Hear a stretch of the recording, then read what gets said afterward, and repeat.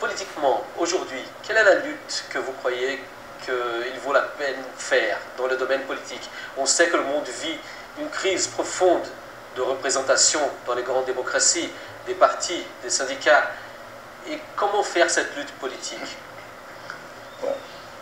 Tout d'abord, il y a bien comprendre que nous sommes menacés de plus en plus par deux barbaries.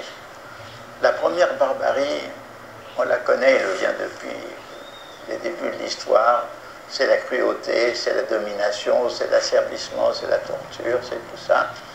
La deuxième barbarie, c'est au contraire une barbarie froide et glacée, celle du calcul économique. Parce que quand vous avez une pensée qui est fondée uniquement sur le calcul, vous ne voyez plus les êtres humains, vous voyez des statistiques, vous voyez des produits bruts, vous voyez des...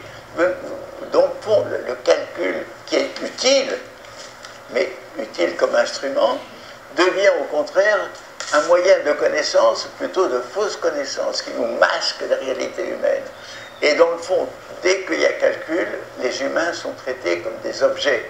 Et aujourd'hui, avec la domination, justement, du pouvoir de l'argent, avec la domination du monde bureaucratique, avec tout ceci, c'est le règne, c'est la barbarie glacée.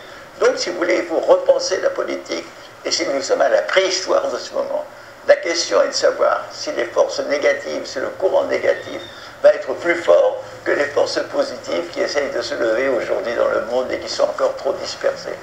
Comment faire de sorte que tous ces outils qui existent et qui ont été développés dans les dernières décennies puissent être utilisés, disons, d'une manière un peu plus positive? Oui, ben, écoute, tout d'abord, c'est vrai que l'information, ce n'est pas la connaissance. La connaissance, c'est l'organisation des informations. Donc, on est submergé par des informations, et comme elles succèdent au jour le jour, on est, en quelque sorte, on n'a pas les moyens de prendre conscience. D'autre part, les connaissances, comme je vous l'ai dit, sont dispersées. Et donc, il faut les relier, et il manque cette pensée complexe.